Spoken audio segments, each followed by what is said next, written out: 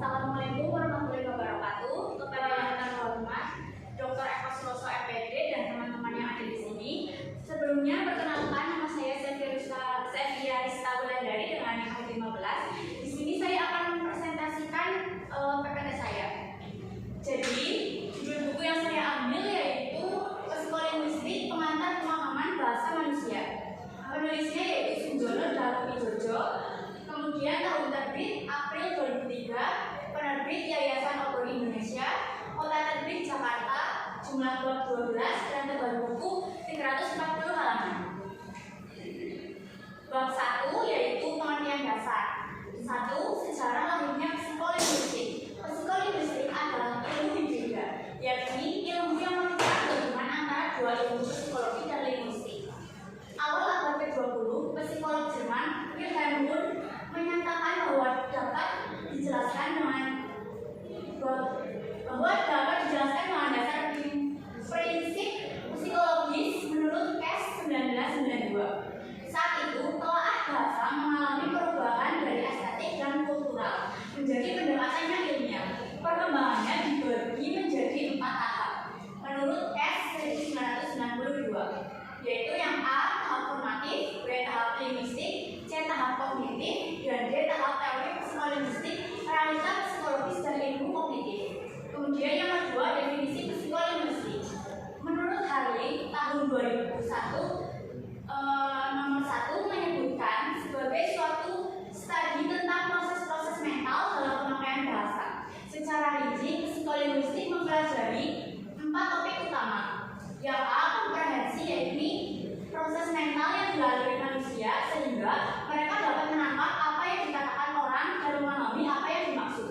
B. produksi, yakni proses mental pada diri kita yang membuat kita dapat berujar seperti yang kita ucapkan. Yang C. landasan biologis serta neurologis yang membuat manusia bisa berbahasa. Dan D. pemerolehan bahasa, yakni bagaimana anak memperoleh bahasa mereka. Next. Yang ketiga, kodrat bahasa. Dari 3 contoh hewan seperti hewan ayam, kebas, dan kera dapat berkomunikasi satu sama lain dengan memakai bahasa mereka sendiri. Begitu pula dengan manusia. Kita dapat dengan mudah berkomunikasi dengan manusia lain menggunakan bahasa kita. Antara bahasa manusia dan hewan memiliki beberapa persamaan ciri khusus yang membedakannya. 4. Definisi bahasa. Bahasa adalah suatu sistem simbolisan dan artikel yang dipakai oleh anggota suatu masyarakat bahasa untuk berkomunikasi dan berinteraksi dengan sesamanya, berlandaskan pada budaya yang mereka miliki bersama. Pemakai bahasa menggunakan bahasa untuk berkomunikasi antar sesama. Perilaku bahasa mereka merupakan cerminan dari budaya mereka. Next. Yang kelima, komponen bahasa. Pada aliran linguistik manapun, bahasa selalu dikatakan memiliki 3 komponen, yakni sintaktik, fonologi, dan semantik. Komponen sintaktik menangani ritual yang berhubungan dengan kata, frasa, dan kalimat. Komponen fonologi menangani ritual yang berkaitan dengan bunyi, dan komponen semantik menangani ritual yang berkaitan dengan makna. Kemudian selanjutnya nomor 6, pragmatik. Pragmatik bukanlah salah satu komponen dalam bahasa, tapi hanya memberikan perspektif kepada bahasa. Pragmatik merujuk ke kajian makna dalam interaksi antara seorang penutur dengan penutur yang lain menurut Jacob 1998. Pragmatik mencakup penggunaan bahasa dalam interaksi dalam memperhatikan aspek-aspek lain dalam komunikasi seperti pengetahuan dunia atau word knowledge, hubungan antara pembicara dengan pendengar atau orang ketiga, dan macam-macam tindak bicara. Kemudian bab 2 yaitu bagaimana manusia mempersepsi ucaran. 1. Penelitian mengenai persepsi ucaran. Willis tahun 1829 dan Helmholtz tahun 1859 telah mempelajari ciri fisik dari bunyi. Penelitian mengenai persepsi ucaran baru dimulai menjelang Perang Dunia II.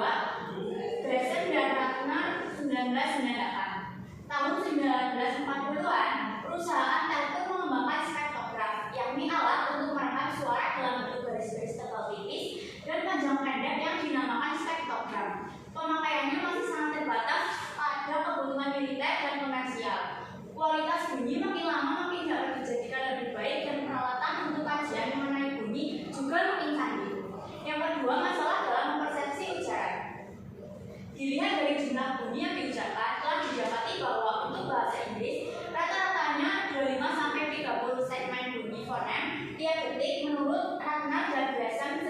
1998. Orang Indonesia mengeluarkan jumlah bunyi yang sama setiap detiknya, yakni antara 1500 sampai 1800 bunyi. Masalah yang dihadapi adalah bagaimana kita dapat menangkap dan kemudian mencerna bunyi-bunyi yang diucapkan dengan kecepatan seperti itu. Getar suara wanita berkisar 200 sampai 300 per detik, sedangkan pria sekitar 100. Suara anak lebih tinggi dari suara wanita karena getar pita suaranya bisa mencapai 400 per detik.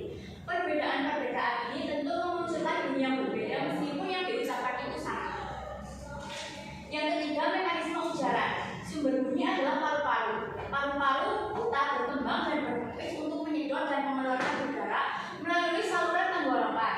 Udara ini keluar melalui mulut atau hidung. Dalam perjalanan melewati mulut atau hidung, ada kalanya udara dibendung salah satu bagian dari mulut kita sebelum kemudian dilepaskan. Hasil bendungan udara inilah yang menghasilkan bunyi. Semua bunyi yang dibuat dengan udara melalui hidung disebut dengan bunyi nasal. Sementara itu bunyi yang udaranya keluar melewati mulut dinamakan dengan bunyi oral. Kemudian yang keempat, persepsi terhadap ucapan. Pada dasarnya ada 3 tahap dalam pemrosesan persepsi bunyi menurut Clark dan Clark tahun 1977, yaitu tahap auditori, tahap fonetik, tahap fonologis, dan lain-lain. Kemudian yang kelima, model-model untuk persepsi. Dalam rangka memahami bagaimana manusia mempersepsi bunyi, sehingga akhirnya nanti bisa terbentuk komprehensi. Para ahli psikolinguistik mengemukakan model-model teoritis yang diharapkan dapat merangkai bagaimana proses persepsi terjadi. Contohnya model cohort, model Trash, Fuzzy logical model, dan lain-lain. Kemudian yang keenam, persepsi ujaran. Dalam konteks persepsi terhadap suatu bunyi, dalam deretan bunyi bisa pula dipengaruhi oleh kecepatan ujaran. Suara bunyi yang diucapkan dengan bunyi-bunyi lain secara cepat akan sedikit banyak berubah pelafalannya. Akan tetapi sebagai pendengar, kita tetap saja dapat memilah-milihnya dan akhirnya menentukannya. Pengetahuan kita sebagai penutur bahasa membantu kita dalam proses persepsi. Faktor lain yang membantu dalam mempersepsi suatu ujaran adalah pengetahuan kita tentang sintaksis dan semantik bahasa. Next. Kemudian bab ketiga yaitu bagaimana manusia memahami ujaran. 1. Struktur batin dan struktur lahir. Perbedaan antara struktur lahir dan struktur batin ini sangat penting untuk pemahaman kalimat karena proses mental yang dilalui manusia dalam menanggapi kalimat-kalimat seperti ini berbeda dengan kalimat-kalimat yang tidak ambigu. Dengan kata lain, suatu kalimat tidak hanya memiliki struktur lahir tetapi juga struktur batin. Meskipun konsep struktur batin dan struktur lahir ini sudah tidak diikuti lagi oleh penggagasnya yaitu Chomsky 1996, dalam kaitannya dalam komprehensi ujaran kedua, konsep ini rasanya masih sangat bermanfaat. Kemudian yang kedua, proposisi unit-unit. Makna pada kalimat dinamakan proposisi menurut Clark dan Clark tahun 1977. Proposisi terdiri dari 2 bagian, yang A argumen, yakni iwal atau iwal-iwal yang dibicarakan, dan B prediksi, yakni pernyataan yang dibuat mengenai argumen. Yang sering terjadi pada manusia adalah bahwa begitu suatu proposisi kalimat dipahami, kata-kata yang mewakilinya menjadi tidak penting lagi. Yang ketiga, konstituen sebagai realita psikologis. Dalam analisa bahasa, pemotongan kalimat menjadi berbagai bagian masing-masingnya dinamakan konstituen. Konstituen bukanlah sekedar potongan kalimat yang sifatnya arbitrer saja. Pemotongan kalimat menjadi konstituen mempunyai landasan psikologis maupun sintaktis yang kuat. Kemudian yang selanjutnya 4 yaitu strategi dalam memahami ujaran. Di samping pengetahuan tentang dunia dalam memahami ujaran, kita juga dibantu oleh faktor-faktor sintaktik. Struktur konstituen membantu kita memahami ujaran. Dengan kata lain, kita memakai strategi-strategi sintaktik untuk membantu memahami suatu ujaran. Yang kelima, ambiguitas. Dalam beberapa hal, kadang-kala kita menemukan kalimat yang bermakna lebih dari satu, yang umumnya disebut sebagai kalimat yang ambigu atau taksa. Dari segi pemrosesan untuk pemahaman, kalimat yang ambigu memerlukan waktu yang lebih lama untuk diproses. Hal ini terjadi karena pendengar menerka makna tertentu, tetapi ternyata terkaan itu salah sehingga dia harus mundur lagi untuk memproses ulang seluruh interpretasi. Yang keenam, penyimpanan kata. Saat kita berbicara atau menulis, tanpa sadar kata-kata yang kita perlukan secara otomatis keluar begitu saja, seolah tanpa melalui proses apapun. Saat kita bertindak sebagai pendengar atau pembaca, kita dengan mudah dapat memahami apa yang dikatakan oleh lawan bicara atau yang tertulis dalam bacaan. Muncul pandangan bahwa penyimpanan kata dalam media atau benak kita bukan berdasarkan pada kata atau word base, tetapi pada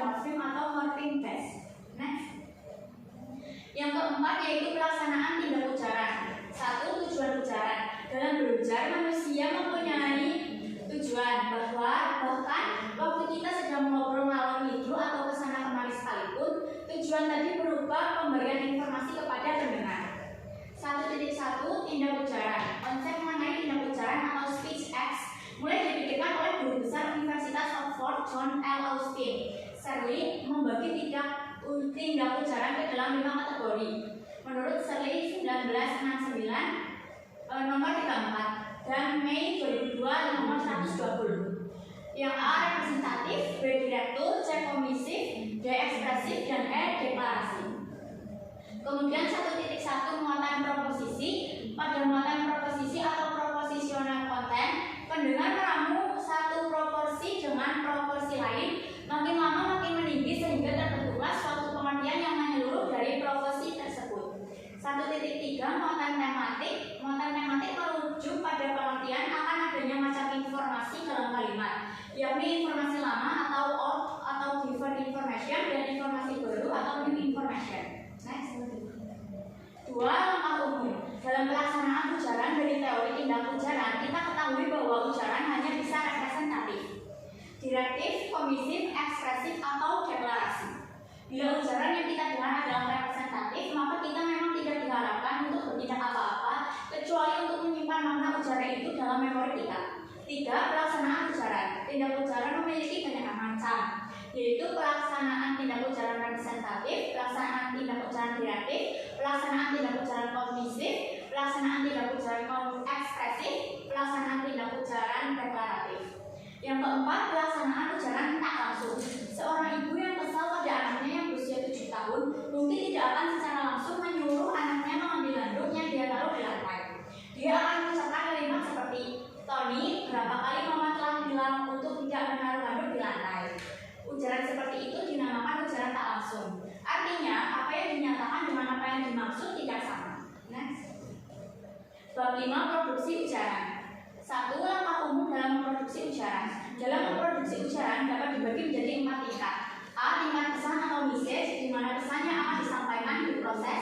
B. Tingkat fungsional, di mana bentuk leksikal dipilih lalu diberi peran dan fungsi sintaktik. C. Tingkat posisional, di mana konstituen dibentuk dan afiksasi dilakukan. Dan D. Tingkat fonologi, di mana struktur fonologi ujaran itu diwujudkan. 2. Rincian produksi ujaran. Dalam proses memproduksi ujaran, mulai dari perencanaan mengenai topik yang akan diucapkan, kemudian turun ke kalimat yang akan dipakai, dan turun lagi ke konstituen yang akan dipilih. Setelah itu barulah dia masuk ke pelaksanaan dari yang akan diucapkan. Ini mencakup rencana artikulasi dan bagaimana mengartikulasikannya. A. Perencanaan produksi wacana. Umumnya wacana dibagi menjadi 2 macam, A. Dialog dan B. Monolog. Pada dialog terdapat paling tidak 2 pelaku, yakni yang berbicara dan yang diajak bicara. Interlokutirnya pada wacana monolog hanya ada 1 pelaku. Kalau wacana tulisan hanya ada 1 pembicara. Kalau wacana tulis hanya penulis sebagai pelakunya. Next. B. Wacana dialog. Dalam wacana dialog oleh Harvard dianggapnya sebagai joint activity 94 nomor 994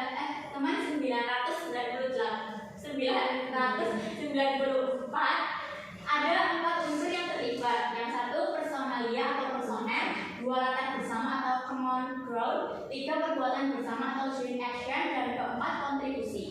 C. Unsur personalia. Pada unsur personalia minimal harus ada 2 partisipan, yakni pembicara dan interlokutor, orang yang diajak bicara. Personalia juga dapat mencakup bystanders, yakni partisipan yang mempunyai akses terhadap apa yang dibicarakan oleh pembicara dan interlokutor dan kehadirannya diakui. 3. Hubungan antara komprehensi dan produksi. Block dan Levot 1994, Bock dan Griffin tahun 2000. Produksi merupakan cermin balik dari komprehensi dengan tambahan proses-proses tertentu. Pada komprehensi, orang menerima input untuk kemudian disimpan dalam memori. Pada produksi, kata yang tersimpan itu dicari kembali untuk kemudian dicari. Kata itu tentunya dilakukan oleh alminatif dengan memanfaatkan fitur-fitur yang ada pada kata itu, baik sintaktik, semantik maupun fonologi. Next. Bab 6. Produksi kalimat. 1. Senyapan dan pilih lidah, yang dipakai untuk menyimpulkan proses mental yang terjadi pada waktu kita berujar ada 2 macam, yakni senyapan atau pause dan kekeliruan atau errors. Kekeliruan itu sendiri terbagi menjadi 2 kelompok, yakni kekeliruan karena pilih lidah dan kekeliruan karena pembicara mengidap afasia. 2. Lupa-lupa ingat dan latah. Ada satu gejala lain dalam bicara yang berkaitan dengan ingatan kita. Kadang-kadang manusia tidak ingat sepenuhnya akan suatu kata yang mungkin sudah lama tidak dia pakai. Akan tetapi dia tidak lupa benar kata itu. Gejala ini dalam bahasa Inggris dinamakan tip of the tongue. 3. Proses pengujaran. Setelah proses konseptualisasi dilakukan untuk menentukan maksud yang akan disampaikan, kemudian retrieval lemah telah diputuskan dan informasi gramatikalnya pun juga selesai dibuat. Maka sampailah kepada artikulasinya, yakni bagaimana mewujudkan ujaran itu dalam bentuk yang akan dimengerti oleh interlokutor seperti yang kita maksudkan. 4. Artikulasi kalimat. Proses untuk mewujudkan konsep menjadi bunyi setelah melalui serangkaian proses merupakan ilmu tersendiri. Proses artikulasi untuk bunyi disesuaikan dengan keadaan aparatus ujaran kita saat itu. Kecepatan ujaran tentu saja mempengaruhi proses ini, karena makin cepat seseorang berbicara, makin sedikit waktu yang dimilikinya untuk memproses semua instruksi ini. 5. Bagaimana kekeliruan terjadi? Karena kecepatan ujaran atau karena alasan-alasan lain, bisa saja kata atau kalimat yang diucapkan itu menjadi keliru. Next. Bab 7. Penyimpanan dan retrieval kata. 1. Leksikon mental. Leksikon mental yang sering juga dinamakan kamus mental mempunyai sistem yang memungkinkan kita untuk meretrieve kembali kata-kata dengan cepat. Meskipun leksikon mental mempunyai persamaan dengan kamus biasa, yakni kamus serupa buku pada ada perbedaan yang cukup signifikan. 2. Penyimpanan kata. Kalau dilihat bahwa kamus besar bahasa Indonesia hanya memiliki 72.000 lembar dan dari pengalaman pribadi membuka-buka kamus itu akan ditemukan banyak kata yang tidak dimengerti kalau diperkirakan bahwa jumlah kata yang dimiliki seorang terdidik Indonesia adalah di bawah 50.000.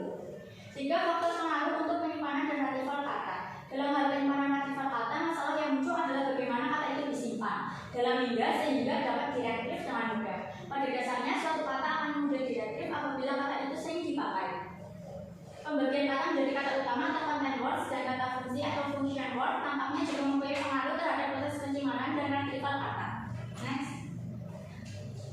4. Model penyimpanan dan retrieval kata. Model ini terbagi menjadi beberapa macam: serial search model, parallel access model, legogram model, context model, short model. 5. Pengetahuan tentang kata. Dalam pengertian semantik, kita tidak hanya tahu makna dasar dari sebuah kata saja, tetapi juga nuansa lain yang terkait dengan makna itu. Kategori sintaktik yang merupakan bagian wajib tempat yang benar.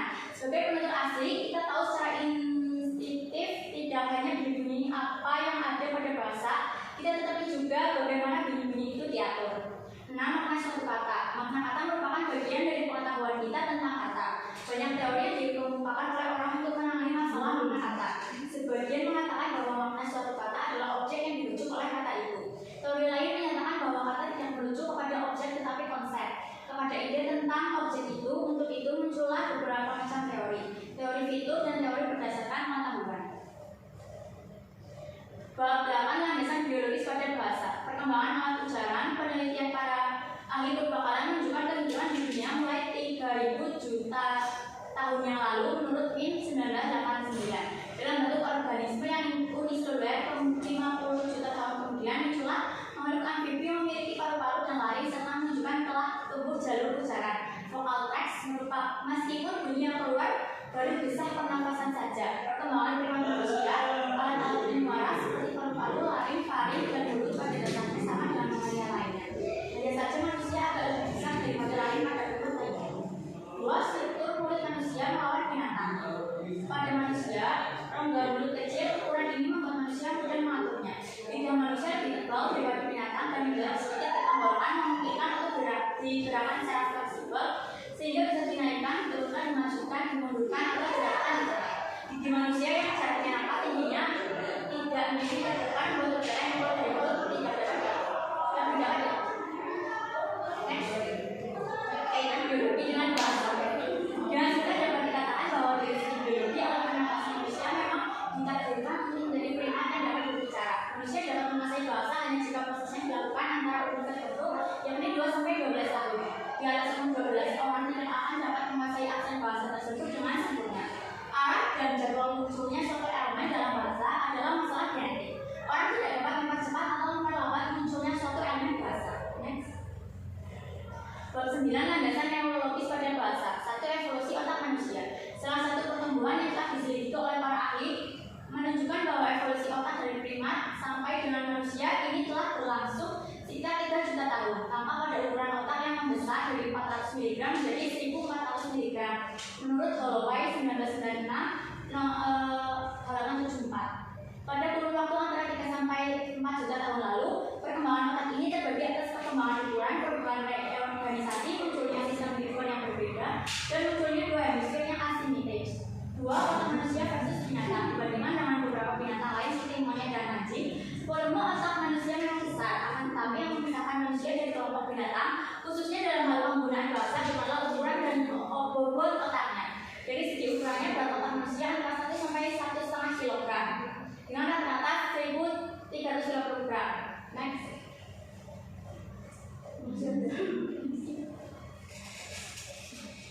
Lima, gangguan bicara. Penyakit yang disebabkan oleh misalnya pembuluh darah, disebabkannya pembuluh darah, atau kurangnya oksigen pada otak dinamakan stroke. Umumnya kerusakan pada hemisfer kiri akan mengakibatkan munculnya gangguan bicara. Gangguan bicara yang disebabkan oleh stroke dinamakan afasia. 6. Hipotes umur kritis. Sebelum mencapai umur belasan bawah, sekitar umur 12 tahunan, anak mempunyai kemampuan untuk memulai bahasa manapun yang disajikan padanya secara natur. Hal ini tampak pada aksinya.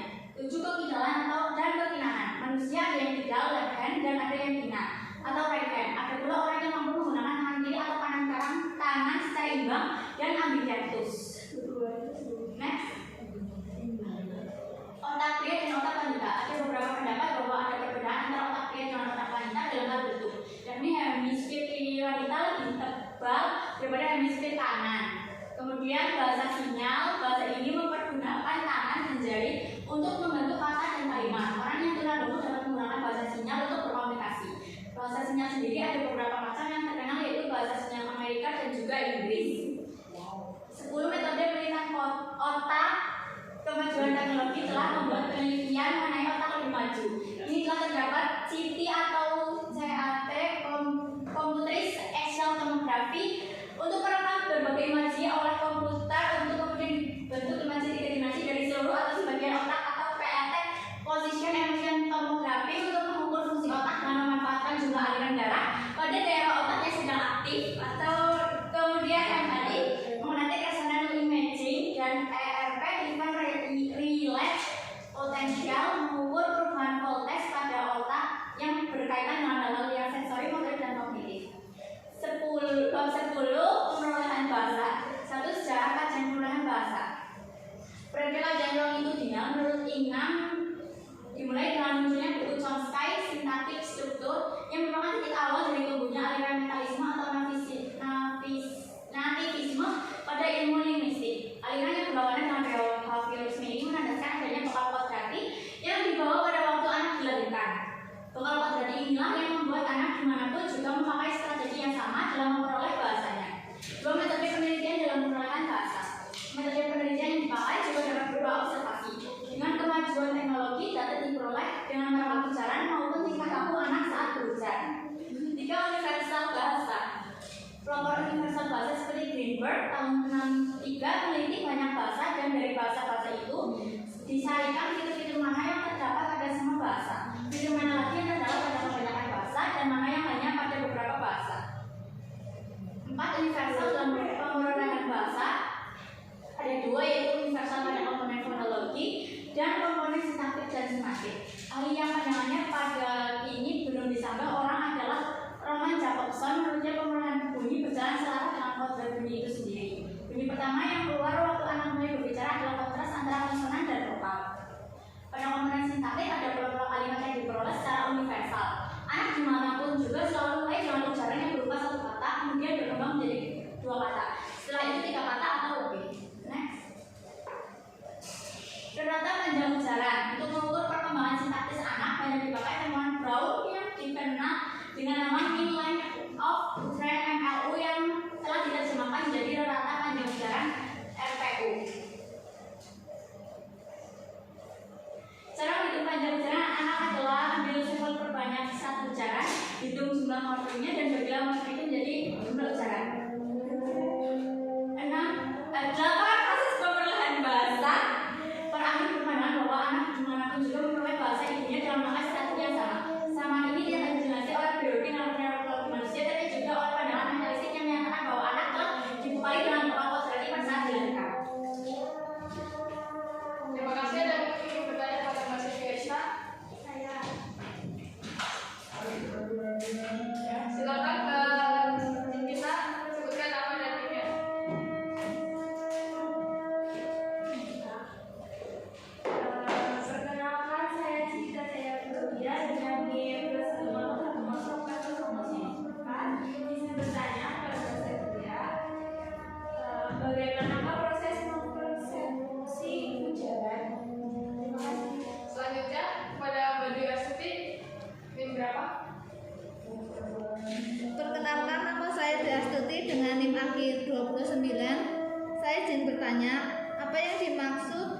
dengan kesenyapan. Terima kasih. Baik, saya akan menjawab pertanyaan dari Mbak Cikita.